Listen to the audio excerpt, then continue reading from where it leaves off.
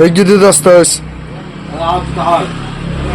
الجديد بتاعنا النهارده الجديد هيبقى جديد، والجديد في المظبوط والكلام في العدل، عشان احنا ما بنخافش من حد بفضل من ربنا سبحانه وتعالى. الناس اللي بتتابعنا وصحايبنا واخواتنا اللي على صفحتنا هم اللي مشجعيننا واقفين في ظهرنا من ورا، فعشان كده احنا بنقول اي حاجه، وما بنيجي نتكلم على حاجه معينه وما بنقدرش نتكلم على الثانيه. رجالتنا اللي ورانا واخواتنا اللي متابعينا على الصفحه اللي هيعملوا لنا لايك ومشاركه الفيديو دلوقتي ويرفعوا لنا اكسبلور، الناس ديت هي اللي واقفه في ظهري، وهم اللي بيتصلوا عليا ويقولوا يا عم يسر والنبي عملنا كذا، والنبي عم يسر الله يبارك لك كمل، والنبي عم يسر مش عارف ايه.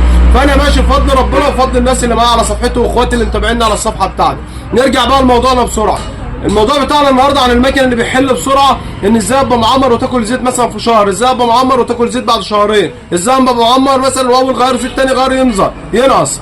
تمام. انا هقول لك النهارده بقى، لان في ناس كتير اشتكت وفي ناس كتير اتصلت عليا، والاخرهم كان لسه امبارح بالليل، والله قسما بالله احنا لسه على الصبح لسه ما عملناش لا بحسن ولا بسيئه.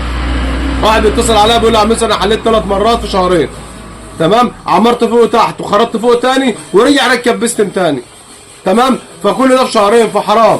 انا النهارده بقول لك معلش، انا بقول لك يا يسري، الزبون جايب النهارده الجنيه بالصعب والجنيه بالعافيه والجنيه بالمتضايق. انا الراجل يطلع النهارده يشتغل طول النهار عشان يعمل 200 300 جنيه، يجي اخر النهار يلاقي الدنيا معاه بايظه خالص، عايز يروح يصرفهم عند فلان وعند علان وعند يسر، حرام. طب انا بقول لك النهارده الناس بتقول لك النهارده الصنايعي لما بيعمل مكنه وتيجي مثلا تاكل زيت يقول لك استعين في المخرطه بتاع المخرطه دلوقتي، انا هكلمك عليها وارجع لك عن نقطه المخرطه ومعايا شغل من المخرطه دلوقتي، تمام. ويرجع تاني يقول لك استعين في البضاعه. طب العيب في البضاعه، الراجل هيعمل ايه؟ بتاع قطع غيار مثلا، اي محل فتح قطع غيار، انت بتقول له هات لي كذا بتجيب لك قطعه، بتقول له نوعها كذا بتركبها باظت. طب هو بتاع قطع الغيار ماله؟ ما انت اللي ما عرفتش الحاجه اللي راكبه او ما دلتش صاحب المكنه على الحاجه المظبوطه اللي يجيبها. حلو كده، ده تاني حاجه. تالت حاجه بقى، معلش عشان قبل ما اكمل لك بتاع شغل المخرطه، في حاجه صغيره برضه هوضحها للزبون مش للصنايعي. انا جيت مع الصنايعي عليه شويه، هرجع بقى على الزبون عليك معلومه صغيره، ان انت النهارده اول غيار زيت من بعد العمر على طول، يعني انا عمرت مكانتك النهارده وقفلت اهوت ودورت، اول غيار زيت بتنزله لازم يبقى ناقص، لان في ناس كتير بتشتكي من الموضوع ده وتتصل عليا يا عم يسر انا لسه معمر والمكنه بنزل والغيار ناقص. ما هيبقى ناقص. ليه يبقى ناقص الزيت؟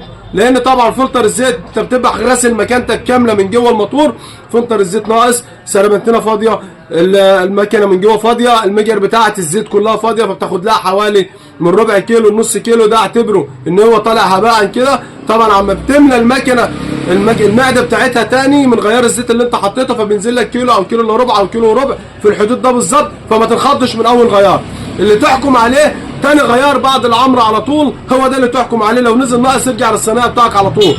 حلو كده، ده بالنسبه للزبون. بالنسبه بقى للصنايعي، انت النهارده انا راجل دلوقتي انا جايب شغل من مخرطه لسه جاي اهوت، اهو لسه متكيس اهو، تمام، لسه ما اشتغلناش فيه اهو، تمام. ده كان معانا شغل من امبارح وخلصنا، وده لسه باقي من امبارح اهوت، ان شاء الله هنقفل جاي متسلفن زي ما هو.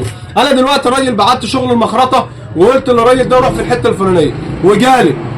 انا دلوقتي الشغل بتاع الراجل دوت مثلا لا قدر الله انا قفلت النهارده مثلا وبعد شهر كانت زيت، اقدر اقول للراجل روح ده شغل المخرطه ده عيب في المخرطه؟ ما اقدرش اقول له طبعا. ليه؟ لان انا اللي قلت له روح عند فلان، روح عند علان. يبقى انا لما اقول لك روح عند فلان، انا صنايعي وانا كيسري او كصنايعي انا حاسب فلان، ما اقولش للزبون ده عيب مخرطه واشيلها للزبون، احمل الشغل كله وحاجته كلها على حساب المخرطه وارجع واشيل المخرطه على اللي فيها. وبالشرط وبالاخص انا بقفل، انا بعمل شغل مخرطه في السنبلاوين، وممكن انا اتعاملت مع جميع المخارط اللي في الدنيا كلها، وبما يرضي الله انا دلوقتي حاليا شغال مع واحد مخرطه في السنبلاوين اسمه كرم ده انا شغال معاه وهو يشهد معاه، ويمكن يعمل لي تعليق على الفيديو دوت، ويا ريت يرد عليا في التعليقات عشان الناس تشوفه.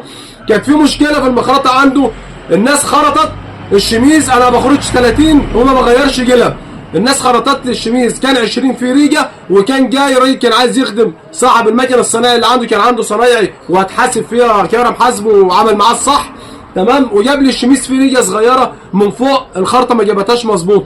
فطبعا انا لما جيت اقفل بصيت عليه لقيته ما هوش مظبوط، جبت راس جديده وركبت، وبعد كده اتصلت عليه عم كرم 1 2 3 4. الراجل مشكورا عشان خاطر عارف ان الراجل ده كويس وعارف ان الراجل ده شغله نظيف، وعارف ان يسري تمام، وعارف ان المخرطه تمام التمام، وبيخاف على حاجته وبيخاف على سمعته. راح شايل الشميز والبستم بمشوار الراجل بكل حاجته، اداهم له. قال له يا عم يسري غلطه الشميز كلها عندي وشيلتها له المخرطه كلها، ما شيلتش الزبون ربع جنيه. والزبون دوت كان من 100 ابو عربي برضه، عشان الكلام يبقى واضح. ويا ريت الناس تخش تعلق معايا في الكلام دوت اللي صاحب المكنه، ويا ريت المخرطه عشان الناس برضه تعرف ان انا ما بتكلمش كلام وخلاص. المخرطه والزبون كان من 100 ابو عربي، الشميز خد حاجته وكرم شال الليله كلها. ليه؟ لان غلطه صنايعي عنده، فالراجل مشكورا والمخرطه مشكورا شالت شغلها عشان هو راجل مظبوط وشغله مظبوط. انا عشان خاطر ان انا بتعامل معاه، وعشان خاطر ان انا دايم معاه بقالي كام سنه، وراجل كويس وراجل عارف شغلي وانا عارف شغله تمام التمام، راجل حملنا عليه حاجه وشال كل حاجه. فما تجيليش النهارده انت زبون بيعمر عندك شهر واتنين وتيجي هتقول لي ده عيب مخرطه وتشيلها للزبون، وتقول له عيب بضاعه وتشيلها للزبون. حرام، الناس ما عادتش جايبه الفلوس بالراحه، جنيه صعب. فنتقي ربنا، انا الاول اتقي ربنا في اي حد قبل ما اي حد برضه زي حالتنا. رجاء لو في غلطه في قطعه غيار حاول ترجعها، وحاول تديها بتاع المحل هو يرجعها للشركه تاني.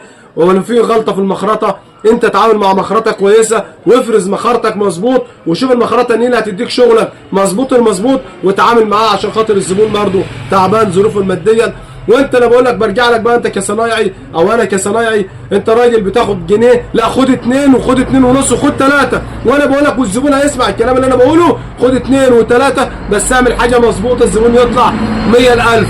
الزبون النهارده لما يطلع يقول لك غالي وصنايعي، احسن ما يقول لك لا مؤاخذه بالكلمه حمار ما بيفهمش حاجه وشغله بايظ ده ورخيص. ده مش حلوه. وده كان الفيديو بتاعنا النهارده، واستنونا الفيديو جاي ان شاء الله. معلش طولت عليكم شويه لان انا من كتر التليفونات اللي جات لي انا زعلت عليها. والسلام عليكم ورحمه الله وبركاته.